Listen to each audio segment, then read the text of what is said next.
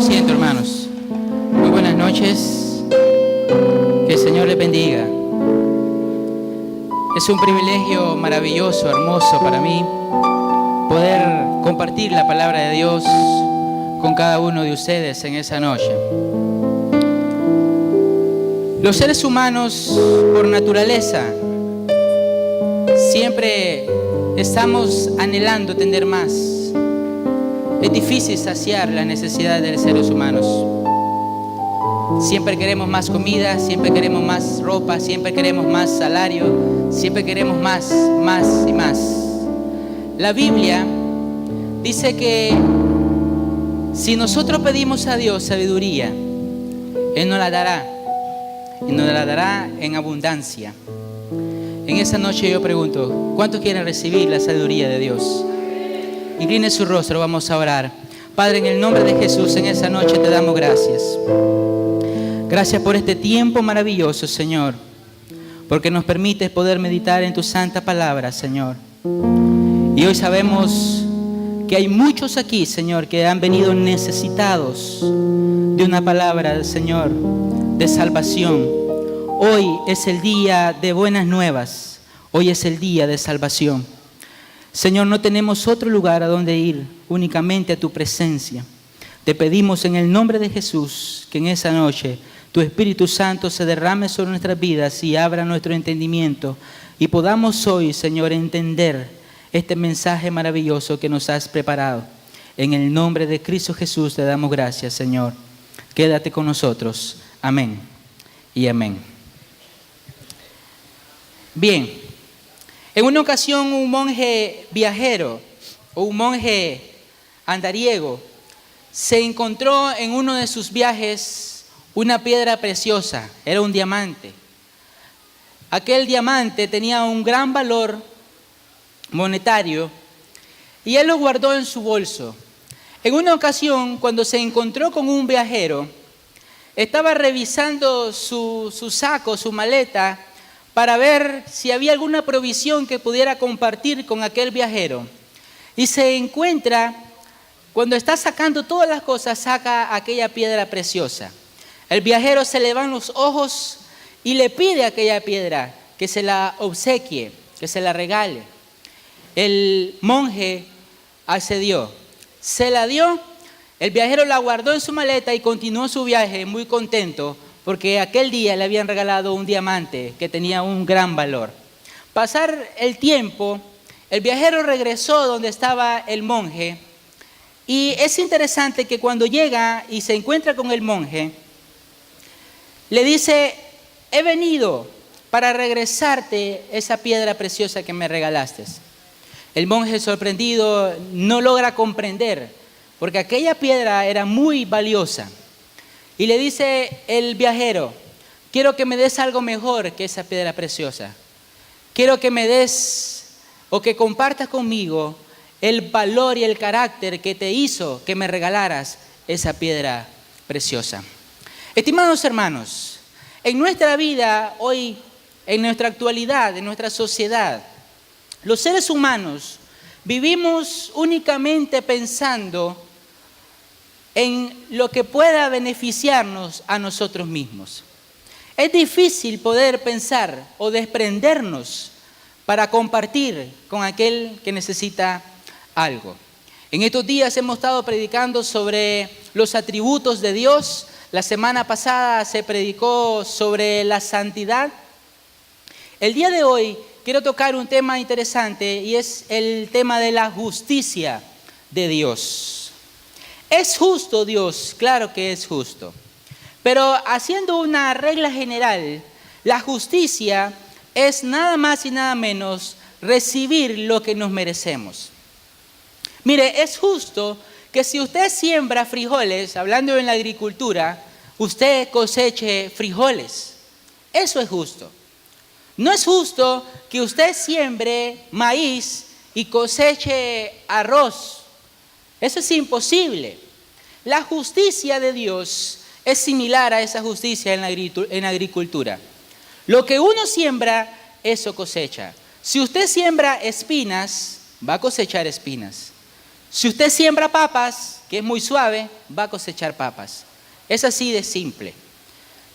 La paga del pecado, dice la Biblia, es la muerte.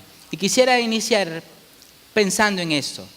¿Qué merecemos nosotros como cristianos, como hijos de Dios?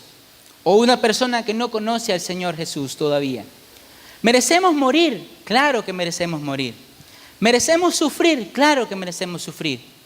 Pero lo interesante es que la Biblia dice que hace 2000 años aproximadamente, un hombre vino a la tierra, se despojó de sí mismo y entregó su vida para que no sufriéramos. Él sintió el sufrimiento que debimos sentir nosotros. Él sintió la vergüenza que debimos sentir nosotros. Y de esa manera Dios nos hace justo. Pero quiero que meditemos en la palabra de Dios, en el libro de Abdías. Vaya abriendo su Biblia en el libro de Abdías. Es muy fácil, estimados hermanos, predicar sobre la gracia. Claro que es muy fácil. Es bonito cuando escuchamos y entendemos que Dios nos ama, que Dios nos perdona, que Dios quiere únicamente el bien. Pero muchas veces es difícil poder predicar sobre la justicia de Dios, sobre la muerte y sobre la condenación. Eso es difícil. Es difícil porque muchas veces hasta nosotros mismos nos cerramos, nos bloqueamos, porque no concebimos la idea en que en algún momento nuestras acciones pueden tener consecuencias. Pero lamentablemente eso es una realidad. Todo lo que nosotros hacemos tiene una consecuencia, sea para bien o sea para mal. Es decir, si yo estoy actuando bien, voy a tener consecuencias buenas. Si yo estoy actuando mal, voy a tener consecuencias malas. Mire, en esta semana veía las noticias y solo basta con que usted encienda la televisión y se va a dar cuenta que es imposible. La Policía Nacional, la Dirección de Tránsito, ha hecho una y otra cosa para poder evitar los accidentes de tránsito y no se han podido bajar. Al contrario del año pasado, este año, según las estadísticas, vamos a superar las estadísticas de muerte por accidentes de tránsito. Y el 80% de las personas que mueren en accidentes de tránsito son motorizados. Y el 80% de esos motorizados iban alcohólicos. Por más que a la gente se le digan, si va a manejar, no tome alcohol. No hace caso. ¿Cuáles son las consecuencias? Los altos índices de muerte. Si nosotros actuamos mal, vamos a recibir una mala paga. Entonces, el libro de Abdías es interesante. ¿Sabe por qué? Es uno de los profetas menores de los que no sabemos absolutamente nada. Si usted estudia la Biblia y busca algo sobre Abdías, lo único que va a encontrar es que él fue un profeta y que escribió un libro que se llama Abdías. Pero la Biblia no habla mucho sobre este hombre. No tenemos una referencia muy profunda, pero sí hay algo interesante. El mensaje que él transmite al pueblo de Edom es un mensaje que trasciende los tiempos, que se aplica para el pueblo de Edom y también se aplica para nuestros tiempos y posiblemente se aplicará para los tiempos venideros. Es un mensaje de Dios que es real y verdadero. Un mensaje donde más que advertir, se decreta o se le informa al pueblo de Edom que sus acciones van a tener consecuencias. Y consecuencias graves, consecuencias de destrucción, consecuencias de muerte posiblemente. Si usted abre su Biblia en Abdías, vamos a leer desde el versículo 10 al versículo 14. Ya vamos a entrar un poquito en contexto en este tema. Abdías tiene un solo capítulo. Vamos a leer el versículo 10 al 14. Y leemos: por la injuria a tu hermano Jacob te cubrirá vergüenza y será cortado para siempre. El día que estando tú delante llevabas extraños cautivos su ejército y extraños entraban por sus puertas y echaban suerte sobre Jerusalén, tú también eras como uno de ellos. Pues no debiste tú haber estado mirando en el día de tu hermano, en el día de su infortunio. No debiste haber alegrado de los hijos de Judá en el día en que se perdieron. No debiste haberte jactado en el día de la angustia. No debiste haber entrado por la puerta de mi pueblo en el día de su quebrantamiento. No debiste haber mirado su mal en el día de su quebranto, ni haber echado mano a sus bienes en el día de su calamidad. Tampoco debiste haberte parado en la encrucijada para matar a los que de ellos escapasen, ni debiste haber entregado a los que quedaban en el día de la angustia. ¿Dónde nace la idea o el principio de esta historia? En el capítulo 25 del libro de Génesis encontramos el origen de este pueblo, Edom. Y es precisamente cuando Isaac empieza a orar por su esposa porque era estéril, y Dios escucha la oración de Isaac y de alguna manera resulta embarazada la esposa de Isaac.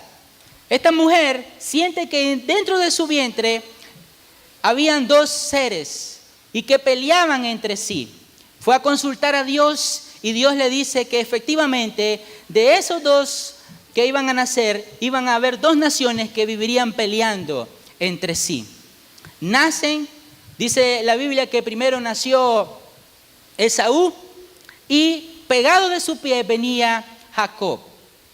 Algo interesante es que Esaú era un hombre cazador. A él le encantaba salir al campo y cazar. Era muy diestro en la caza. Se alimentaba de lo que él cazaba. Pero Jacob era un hombre de casa. Le encantaba cocinar. Se quedaba en la casa con su mamá y había aprendido una habilidad porque él cocinaba muy rico. En una ocasión llega Esaú, que era el primogénito, a la casa y encuentra a Jacob con un plato de comida, un guiso. Y le dice, regálame de ese guisado que tienes ahí. Y Jacob le dice, ¿qué me vas a dar si te doy de mi guisado? Véndeme tu primogenitura. Y Esaú vendió en aquel día su primogenitura por un guisado de comida. Ahora, ¿dónde está el problema aquí? El problema está en que Esaú rechaza, menosprecia el privilegio de tener la primogenitura. Esto significaba que él podía ser un sacerdote, que iba a servir como sacerdote en su familia. Y por ende iba a tener una relación con Dios. Y él dijo, eso no lo quiero para mí. Ya voy a morir y así como vine voy a morir. Agarra la primogenitura. Menosprecia la relación con Dios. Hermanos, es sorprendente cómo nuestra sociedad, nuestro mundo actual, hoy en día rechaza y menosprecia a Dios. Vivimos con un orgullo, pensando que podemos vivir lejos de Dios. No importa si Dios existe, no importa si Dios está. Estamos preocupados únicamente por saciar nuestras necesidades y no pensamos si estamos haciendo o estamos actuando bien delante de Dios. Es sorprendente que aún dentro de las iglesias hay personas que rechazan tener una relación con Dios. Y aquí nacen dos naciones. Nace de la descendencia de Jacob, Israel, y de la descendencia de Esaú, que rechazó la primogenitura, el pueblo de Edom.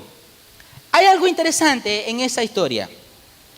Cuando usted abre su Biblia y mira en el versículo 10, nos damos cuenta que este mensaje que el profeta Abdías lleva a Edom es un mensaje que puede aplicarse a nuestras vidas. Ya le voy a explicar por qué.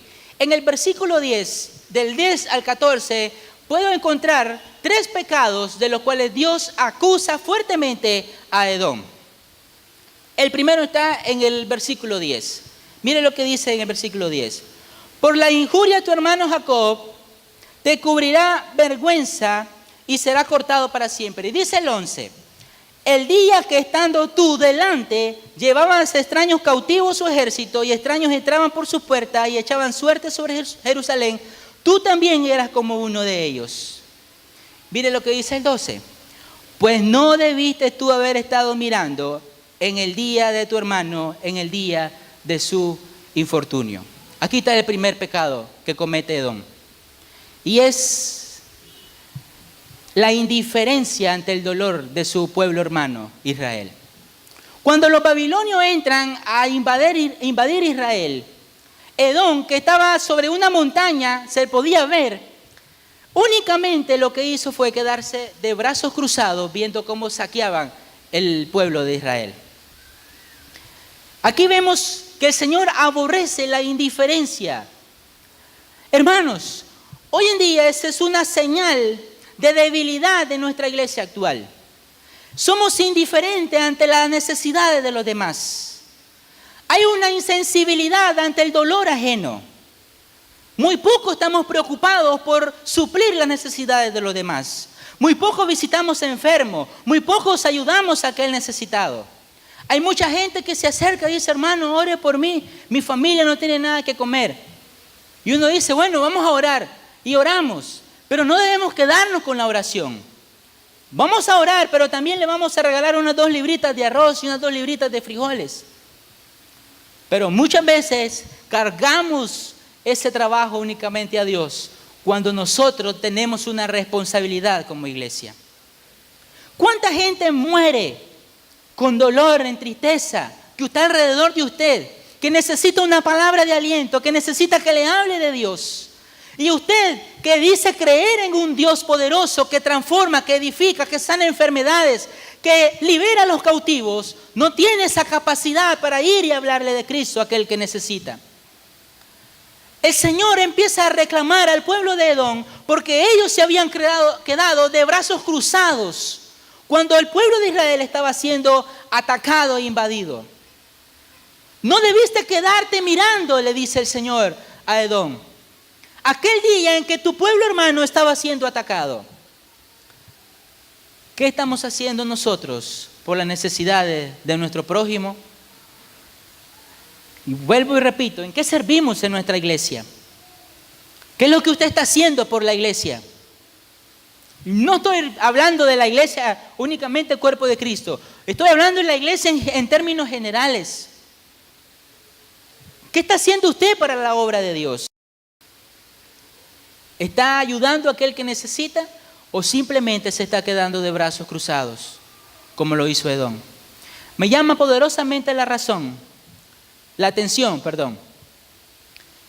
que este pecado el Señor no se lo deja pasar a Edom. Y estimado hermano, déjeme decirle, si no se lo deja pasar a Edom, definitivamente no nos va a dejar pasarlo a nosotros. Un día el Señor nos va a llamar y nos va a pedir cuenta cuando pudimos haberle predicado el Evangelio a muchas personas que están a nuestro alrededor. Hace unos días, la semana pasada, estaba ahí en una parada del Güembe, esperando ahí una ruta. Y me llamó la atención un pobre hombre alcohólico que estaba tan ebrio que no podía pararse, no podía ni sentarse. Ahí tirado en la acera y estaba un madre sol, le caía el sol al tipo ahí. Él no podía moverse porque estaba completamente alcoholizado.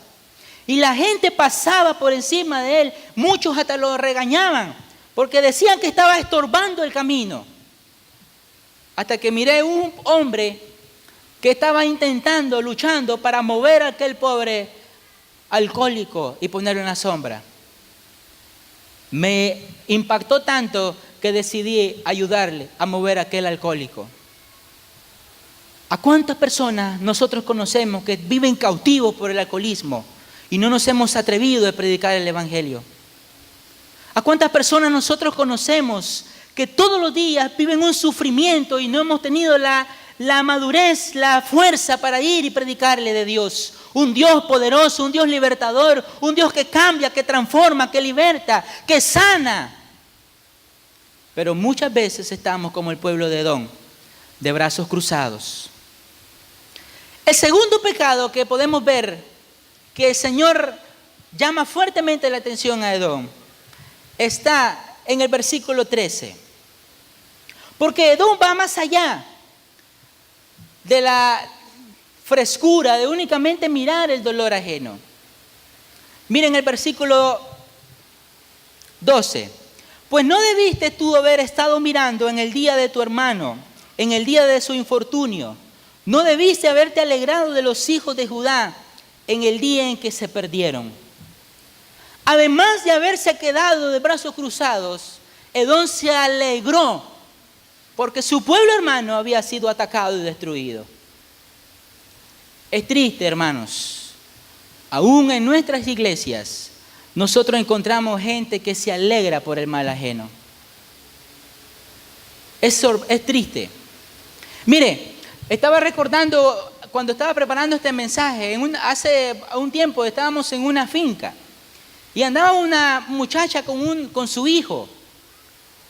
Y el niño era inquieto, pegaba carreras para todos lados, corría para acá, para allá y le llamaban la atención, lo agarraban. El niño era indómito, no lo podían dominar.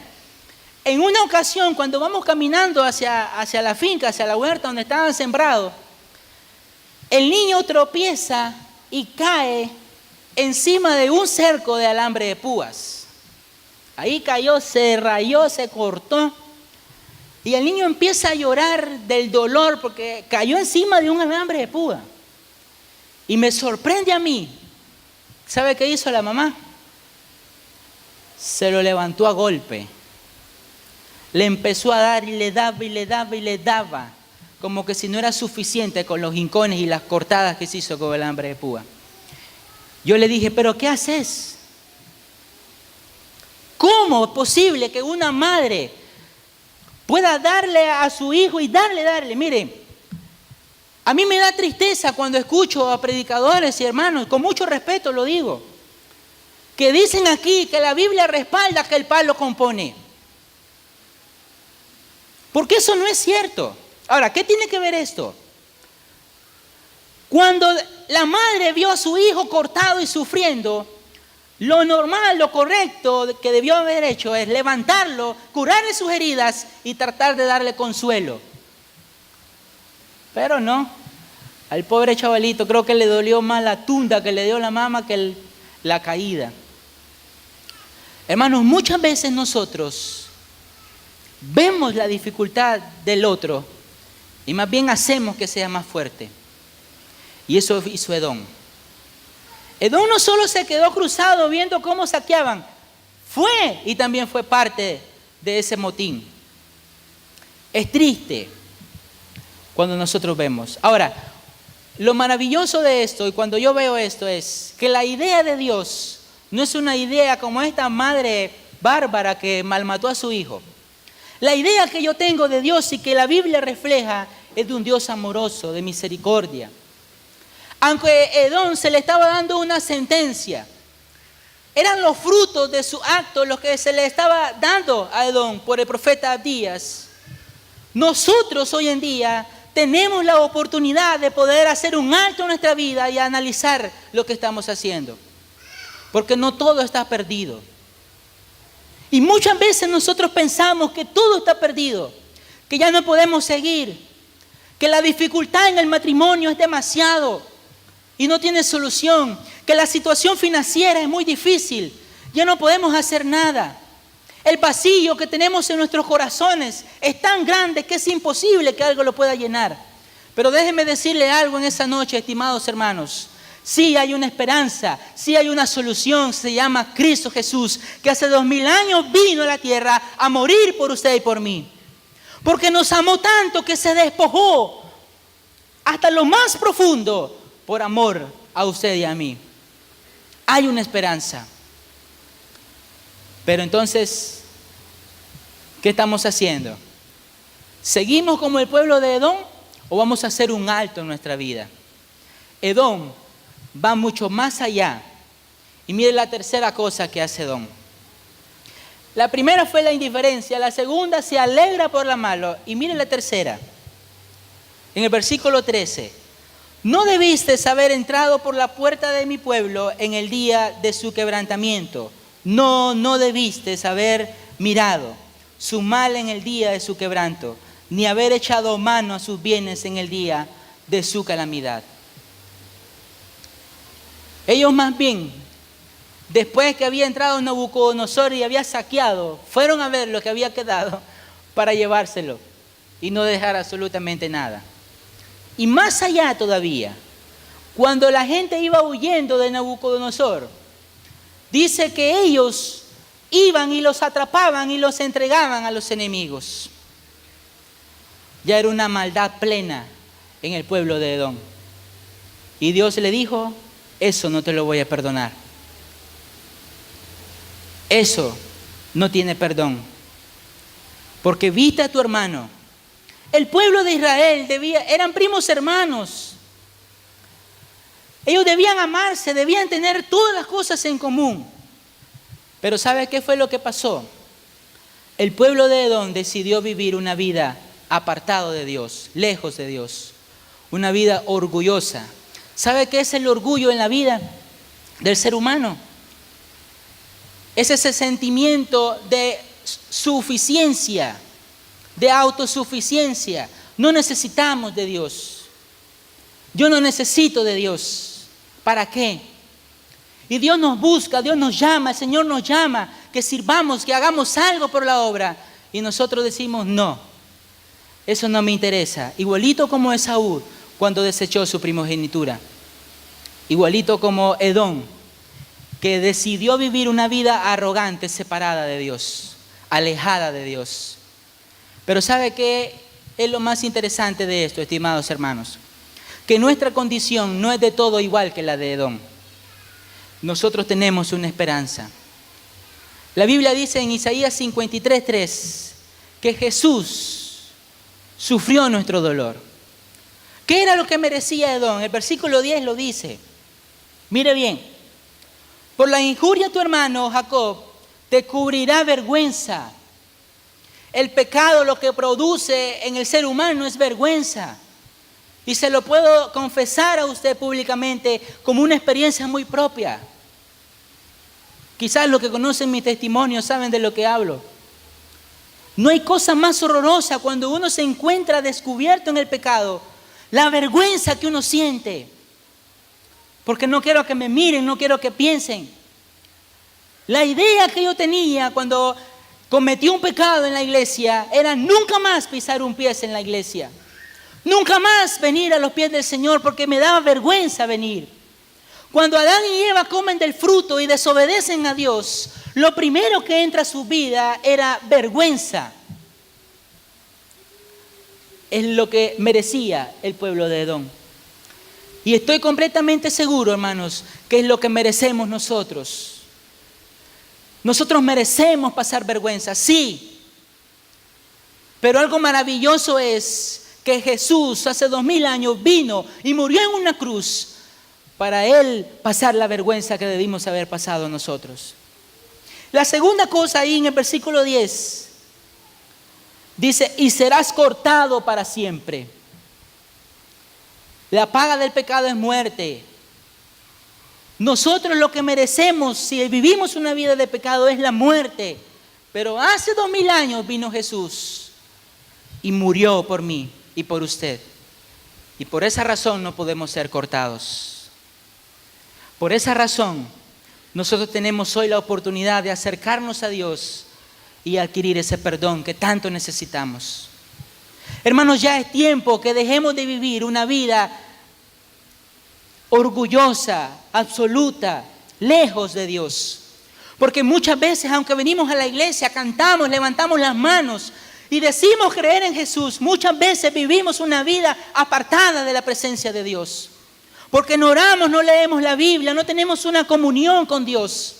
No queremos servir en ninguna cosa de la iglesia porque no tenemos una comunión con Dios. Estamos viviendo una vida separado de Dios. Pero ¿sabe qué? Dios nos da la oportunidad de poder acercarnos a Él y a recibir ese privilegio maravilloso de poder ser un instrumento en sus manos. La justicia de Dios no es el hecho de que nosotros no nos equivoquemos. La justicia de Dios es que cuando nos equivocamos y tenemos la valentía de venir delante del Señor y decirle, Señor, perdóname porque te he fallado. Por ese sacrificio que Jesús hizo hace 2000 años, Él nos hace justos. Eso es la justicia de Dios. La justicia de Dios es no nunca equivocarse. No es nunca cometer errores. Porque errores cometemos, equivocaciones cometemos.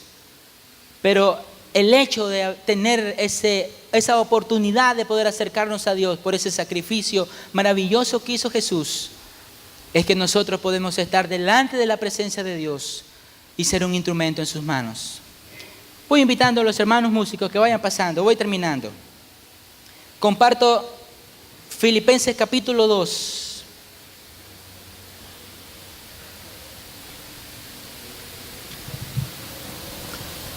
Versículo 4 en adelante. Filipenses 2, del 4 en adelante. No mirando cada uno por lo suyo propio, sino cada cual también por lo de los otros. Haya pues en vosotros este sentir que hubo también en Cristo Jesús, el cual siendo en forma de Dios no estimó el ser igual a Dios como cosa que aferrarse, sino que se despojó de sí mismo tomando forma de siervo, hecho semejante a los hombres, y estando en la condición de hombre se humilló a sí mismo, haciéndose obediente hasta la muerte de cruz y muerte de cruz, por lo cual también lo exaltó hasta los sumos y lo dio un nombre que es sobre todo nombre, para que todo que en él cree, para que en el nombre de Jesús, se doble toda rodilla de los que están en los cielos y en la tierra y debajo de la tierra, y toda lengua confiese que Jesús es el Señor, para la gloria de Dios Padre. Hermanos, quiero concluir haciendo una reflexión. ¿Qué más puede hacer el Señor por nosotros? ¿Qué más quiere que Dios haga por ti? ¿Qué más? Él murió en una cruz, se despojó, dejó de ser Dios, se hizo hombre para amarte, para abrazarte, para llenarte de su amor y de su misericordia. ¿Qué más tiene que hacer Dios para que puedas atender al llamado que Dios te está haciendo? ¿Qué más? Déjeme decirle, yo creo que no hay nada más. Ya no hay nada más. Lo único que nosotros podemos hacer ahora es acercarnos a Dios y decirle: Señor, aquí estoy yo, con un corazón dispuesto, con un corazón insensible quizás, con un corazón destrozado quizás. ¿Sabe qué me decía esa madre que golpeó brutalmente a su hijo? Yo no sé por qué golpeo a mi hijo. Intento no hacerlo, pero es un impulso que no lo puedo dominar. Porque cuando yo era chiquita, mi padre me golpeaba y me golpeaba. Mi madre murió cuando yo aún era niña. Y ahora creo que la única forma en que ese niño puede hacerme caso es golpeándolo. Y yo le dije: lo único que tienes que hacer es abrir tu corazón a Jesús. Hay tanta gente que sufre, hay tanta gente que muere sin Cristo, hay tanta gente que se está hundiendo en lo más profundo de la oscuridad, y nosotros estamos de brazos cruzados. Nosotros estamos ahí esperando que Dios haga algo más. ¿Qué más tiene que hacer Dios? ¿Qué más? Dios te ha llamado, Dios te está llamando, Dios está hablando a tu vida una y otra vez, y nosotros lo único que hacemos es correr, huir de Dios, y no atendemos a ese llamado de Dios. En esa noche Dios hace un llamado. Póngase de pie. Vamos a entonar una alabanza. A mí me decía la vez pasada: hermano, a mí no me gusta pasar a cada rato adelante porque la gente, ¿qué va a pensar? Déjeme decirle, ¿qué me importa lo que piense la gente?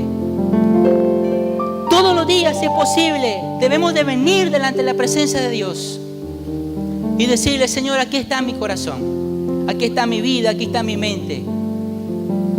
Y en esta noche, si hay alguien aquí que no ha aceptado al Señor Jesús como su único y suficiente Salvador, quisiera hacerlo, yo le invito a que pase adelante y que oremos juntos. ¿Qué más puede hacer el Señor por usted?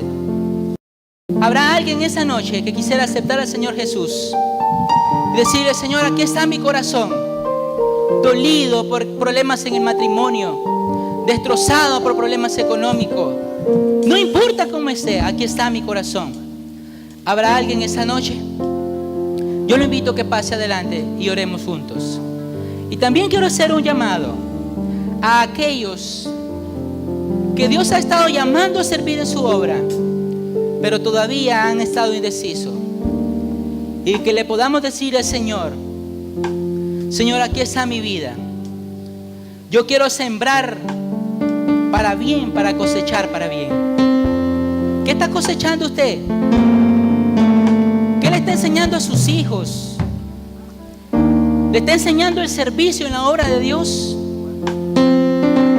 ¿O le está enseñando la tranquilidad y comodidad de un asiento en una iglesia? Dios hoy nos llama para acercarnos a su presencia y ser hijos verdaderos. No hijos que se quedan cruzados, de brazos cruzados ante la necesidad de los demás. No hijos que se gozan por la debilidad de los otros, sino hijos dispuestos a entregar su corazón al Señor Jesús. Vamos a entonar una alabanza, y mientras cantamos, yo le invito a que pase adelante y que oremos juntos. Y le digamos al Señor: Señor, queremos ser hijos suyos. Cantamos. 14 dice: seguid la paz con todo y la santidad sin la cual nadie verá al Señor. Mira bien, no sea que alguno deje de alcanzar la gracia de Dios, que brotando alguna raíz de amargura os estorbe, y por ella muchos sean contaminados. No sea que haya algún fornicario o prófano como Esaú, que por una sola comida vendió su primogenitura. Porque ya sabéis que aún después, deseando heredar la bendición, fue desechado, y no hubo oportunidad para el arrepentimiento, aunque lo procuró con lágrimas. Hoy Dios se dice: ven. ¿Quieres servir a Dios? Ven. Oremos juntos y digámosle al Señor: Señor, aquí está mi vida, aquí está mi corazón, aquí está mi mente, aquí está todo mi ser.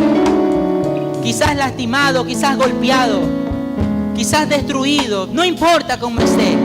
Ven y dile al Señor: aquí está mi vida para servirte. Dios te bendiga, hermano.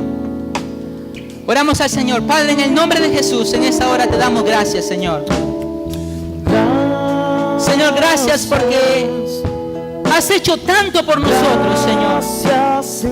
Y no tenemos cómo agradecerte. No sabemos ya, Señor, qué podemos hacer para demostrar nuestro agradecimiento por ese amor maravilloso. Señor, aquí están nuestras vidas, aquí están nuestros corazones. Señor, tú conoces los corazones de cada uno de mis hermanos que están en ese lugar. En el nombre poderoso de Jesús, Señor, bendícelos, Señor, transfórmalos, edifícalos. Señor, ayúdanos hoy a encontrar el propósito por el cual tú nos has llamado. Y que ese propósito, Señor, sea un propósito efectivo, un propósito eficaz, que lo podamos vivir, Señor, de una manera práctica, ayudando, Señor, a hacer el bien a aquel que lo necesita y no quedarnos con brazos cruzados.